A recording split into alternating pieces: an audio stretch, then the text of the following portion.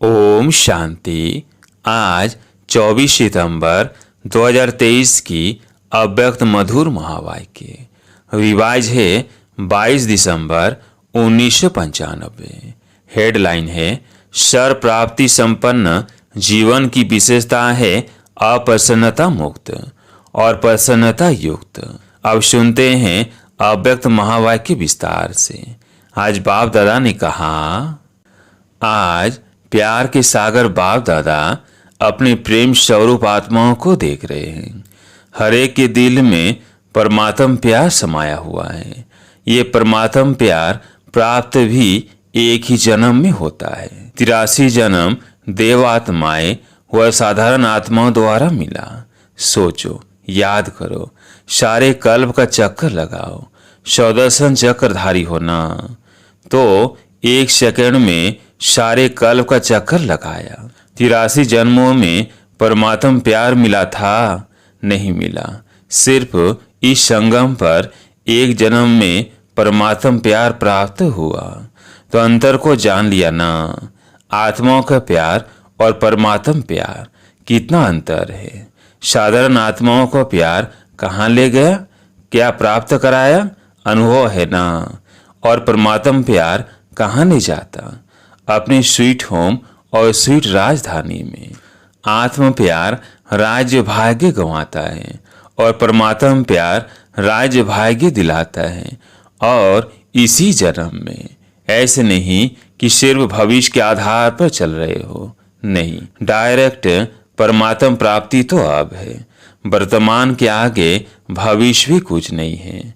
आप लोग गीत गाते हो ना कि स्वर्ग में क्या होगा और क्या नहीं होगा, और अभी का गीत क्या है, जो पाना था वो पा लिया, वह पाना है पा लिया, पांडवों ने पा लिया। गोपियों को तो गायन है ही। इस समय का गायन है कि अप्राप्त नहीं कोई वस्तु ब्राह्मणों के खजाने में, देवताओं के खजाने में नहीं, ब्राह्मणों के खजाने में तो अय ब्राह्मण होना। तो अनुभव करते हो कि अप्राप्त नहीं कोई वस्तु, और ये प्राप्तियां अविनाशी हैं, अल्पकाल की नहीं हैं। तो जिसको सर प्राप्तियां हैं उसके जीवन में क्या विशेषता होगी? सब प्राप्तियां हैं, एक भी कम नहीं है। तो उसकी चलन और चेहरे में क्या विशेषता दिखाई देगी? सदा प्रसन्नता। कुछ भी हो जाए, लेकिन सर प्राप्तिवान अपनी प्रसन्नता छोड़ नहीं सकता। अप्रसन्नता कभी भी होती है, तो चेक करो कि अप्राप्ति का अनुभव होता है या सर प्राप्तियों का। आज बाप दादा ने बहुत ही सेवा केंद्र और उप सेवा केंद्र देखे। विदेश में नहीं, देश में सेवा केंद्र देखे। सेवा केंद्र में विशेष तो सेवाधारी हैं। तो आज चक्र लगाते हुए सेवाधारी और सेवा स्थान दोनों देखे। हर एक स्थान में, चाहे छोटे चाहे बड़े, सभी में चेक किया कि सेवाधारी तन से, मन से, धन से और सेवा के संबंध संपर्क से कितने प्रसन्न हैं। क्योंकि विशेष तो यही बात है ना। तो क्या देखा, तन तो सबके पुराने है ही, चाहे जवान है चाहे बड़े हैं, चाहे जवान है चाहे बड़े हैं, छोटे और ही बड़ों से भी कहाँ कहाँ कमजोर है। चाहे बीमारी बड़ी है, लेकिन बीमारी की महसूसता की कि मैं कमजोर हूँ, मैं बीमार हूँ, ये बीमारी को बढ़ा देती है। क्योंकि तन का प्रभाव मन पर आ गया तो डबल बीमारी हो गए। तन और मन दोनों से डबल बीमार होने के कारण बार बार सोल कॉन्शियस के बजाय बीमारी कॉन्शियस हो जाते हैं। तो क्या देखा कि तन से तो मेजॉरिटी बीमार कहो या हिसाब किताब चुकतू करना कहो, कर रहे हैं, लेकिन 50% डबल बीमार और 50% सिंगल बीमार है। बाकी होना क्या चाहिए? कभी भी मन में बीमारी का संकल्प नहीं लाना चाहिए। मैं बीमार हूँ, मैं बीमार हूँ, लेकिन होता क्या है, ये पाठ पक्का हो जाता है कि मैं बीमार हूँ। कभी कभी किसी समय बीमार होते नहीं हैं, लेकिन मन में खुशी नहीं है तो बहाना करेंगे कि मेरे कमर में दर्द है, क्योंकि मेजॉरिटी को या तो टांग दर्द या कमर का दर्द होता है। कई बार दर्द होता नहीं है, फिर भी कहेंगे मेरे को कमर में दर्द नहीं, वो चेक कर सके, एक्सरे कराओ, ये कराओ, वो तो और ही खर्चा लगाओ। तो क्या देखा, तन के बारे में सुनाया। कई सेवाधारी ऐसे दिखाई दिए। सेवाधारी आप सभी हो, ऐसे नहीं समझना सिर्फ टीचर्स की बात है। सेवाधारी आप प्रवृत्ति वाले भी हो ना, कि जो सेंटर्स पर रहते हैं वो सेवाधारी हैं। आप लोग प्रवृत्ति में रहने वाले भी सेवाधारी हो।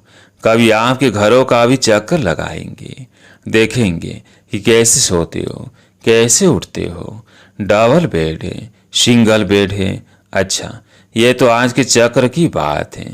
आजकल के हिसाब से दवाइयाँ खाना ये बड़ी बात नहीं समझो, क्योंकि कलयुग का वर्तमान समय सबसे शक्तिशाली फ्रूट ये दवाइयाँ हैं। देखो, कोई रंग बिरंगी तो है ना। कलयुग के लास्ट का यही एक फ्रूट है, तो खा लो प्यार से। दवाई खाना ये बीमारी याद नहीं दिलाता। अगर दवाई को मजबूरी से खाते हो तो मजबूरी की दवाई बीमारी याद दिलाती है, और शरीर को चलाने के लिए एक शक्ति भर रहे हैं। उस स्मृति में खाएंगे तो दवाई बीमारी याद नहीं दिलाएगी, खुशी दिलाएगी। तो बस 2-3 दिन में दवाई से ठीक हो जाएंगे। आजकल के तो बहुत नए फैशन है। कलयुग में सबसे ज़्यादा इन्वेंशन आजकल दवाइयाँ, ये अलग अलग थेरेपी निकाली है। आज फलानी थेरेपी है, आज फलानी।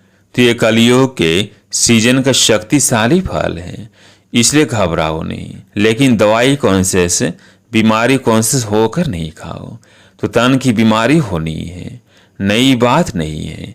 इसलिए बीमारी से कभी घबराना नहीं। बीमारी आई और उसको फ्रूट थोड़ा खिला दो और दवाई दे दो। अच्छा, ये हुआ तन की रिजल्ट। फिर और क्या देखा, मन में क्या देखा। एक बात खुशखबरी की कि देखा कि मेजॉरिटी हर एक सेवाधारी के मन में बाप का प्यार और सेवा का उमंग दोनों है। बाकी 25% कोई मजबूरी से चल रहा है, वो छोड़ो। लेकिन मेजॉरिटी के मन में ये दोनों बातें देखी, और ये भी देखा कि बाप से प्यार होने के कारण याद में भी शक्तिशाली हो बैठने का, चलने का, सेवा करने का अटेंशन बहुत देते हैं। लेकिन खेल क्या होता है कि चाहते हैं कि याद की सीट पर अच्छी तरह से सेट होकर बैठ जाए। लेकिन थोड़ा टाइम तो सेट होते हैं, फिर हिलना डुलना शुरू होता है। जैसे बच्चा होता है, उसको ज़्यादा टाइम सीट पर बिठाओ तो हिलेगा जरूर। तो मन भी अर कंट्रोल में, ऑर्डर में नहीं है, तो थोड़ा टाइम तो बहुत अच्छे बैठते हैं, चलते हैं, सेवा भी करते हैं। लेकिन कभी सेट होते हैं, कभी अपसेट भी हो जाते हैं। कारण क्या है, होना सेट चाहते हैं लेकिन अपसेट क्यों होते हैं। कारण क्या है, एकाग्रता की शक्ति, दृढ़ता की शक्ति, उसकी कमी है। प्लेन बहुत अच्छा सोचते हैं, ऐसे बैठेंगे, ये अनुभव करेंगे, फिर ये सेवा करेंगे, फिर ऐसे चलेंगे। लेकिन कर्म करने में या बैठे बैठे भी दृढ़ता की शक्ति कम हो जाती है, और बातों में मन बुद्धि बढ़ जाते हैं। चाहे काम में बिजी नहीं है, लेकिन व्यर्थ संकल्प ये सबसे बड़ा काम है जो अपनी तरफ खींच लेता है। तो स्थूल काम नहीं भी हो, लेकिन दृढ़ता की शक्ति बढ़ने के कारण मन और बुद्धि सीट पर सेट होने के बजाय हलचल में आ जाते हैं। बाप दादा ने आप सबको जो काम दिया था वो देखा। बाप दादा के पास सब चिट्ठियां पहुंची, लेकिन कई बच्चे बड़े चालाक हैं। चालाकी क्या करते हैं, चिट्ठी लिखते हैं लेकिन नाम नहीं लिखते, ऐसे समझकर करते हैं।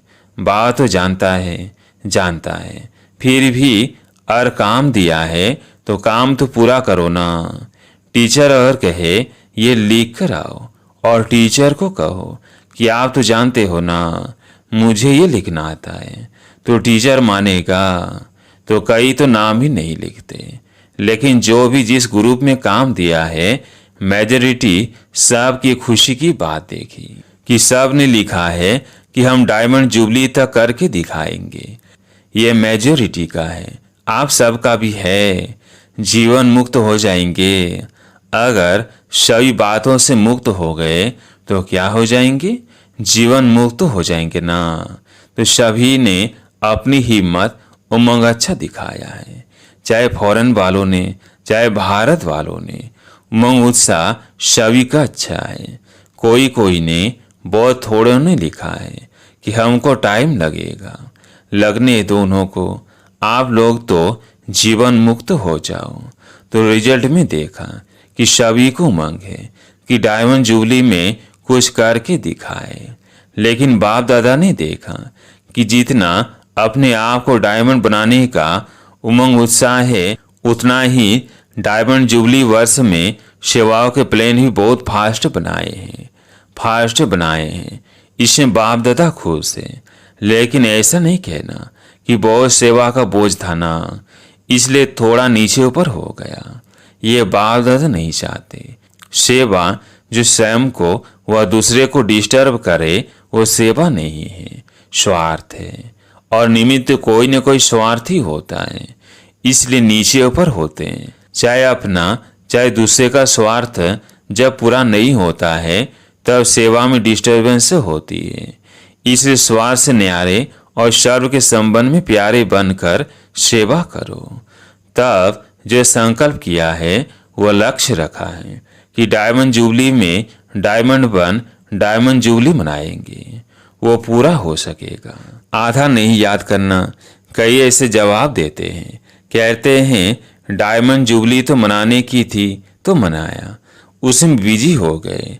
लेकिन बाप दादा के दोनों शब्द याद रखना। आधा नहीं, डायमंड जुबली मनानी है। सिर्फ मनानी है नहीं, बनकर मनानी है। तो मतलब का अर्थ नहीं लेना, मना लिया ना, लेकिन बनकर मनाया, बन करके मनाना, यह है डायमंड जुबली का लक्ष्य। तो आधा लक्ष्य नहीं पूरा करना, डबल है बनना और मनाना।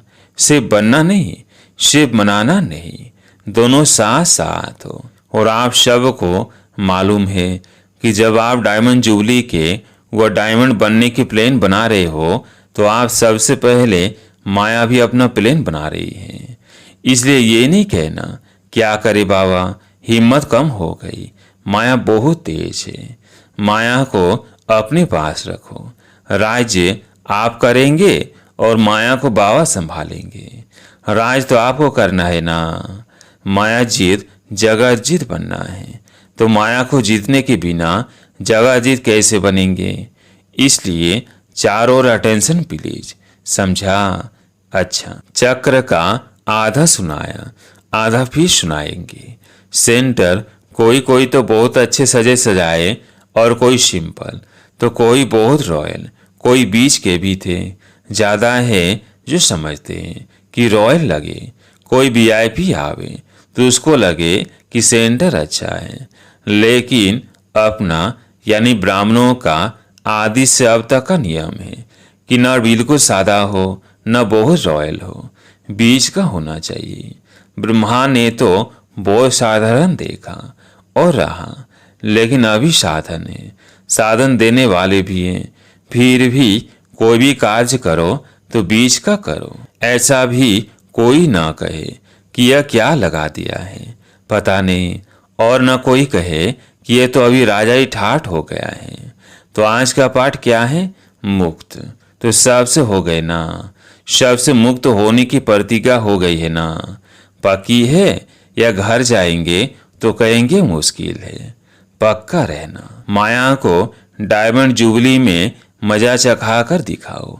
मास्टर सर्वशक्तिमान हो, कम तो नहीं हो। अच्छा, डल फॉरनेस भी बहुत आए हैं। स्थापना के कार्य की डबल शोभा, डल विदेशी है। बाप दादा जानते हैं कि कितने मेहनत से, युक्ति से यहाँ पहुँचते हैं। अगर लगन कम हो तो पहुँचना भी मुश्किल लगे। एक तरफ बाप दादा सुनते हैं कि मनी डाउन हो गई है, और दूसरे साल देखते हैं तो और भी विदेशी ज़्यादा आ गए हैं। तो ये हिम्मत है। रसिया का ग्रुप भी आया है ना। रसिया वालों ने टिकट कहाँ से लाई? इनों की कहानियाँ बहुत अच्छी सुनने वाली है। टिकट कैसी इकट्ठी करते हैं उसकी कहानी बहुत अच्छी है। ये तो सब होना ही है। जब है ही कागज पेपर ही तो है, चाहे डॉलर का हो चाहे पाउंड का हो, है तो पेपर ही। तो पेपर कहाँ तक चलेगा? सोने का मूल्य है, हीरे का मूल्य है, पेपर का क्या है? मनी डाउन तो होनी है और आपकी मनी सबसे ज्यादा मूल्यवान है। जैसे शुरू में अखबार में डलवाया था ना कि ओ मंडली रिचेस्ट इन द वर्ल्ड। कमाई का साधन कुछ नहीं था। ब्रह्मा बाप के साथ एक दो समर्पण हुए और अखबार में डाला रिचेस्ट इन वर्ल्ड।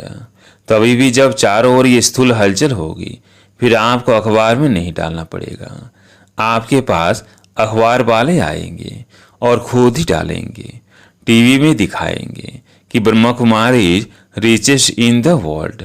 क्योंकि आपके चेहरे चमकते रहेंगे कुछ भी हो जाए। दिन में खाने की रोटी भी नहीं मिले तो भी आपके चेहरे चमकते रहेंगे। तो चारों ओर होगा दुख और आप खुशी में नाचते रहेंगे। इसी को ही कहते हैं मिरुआ मौत मलू का शिकार।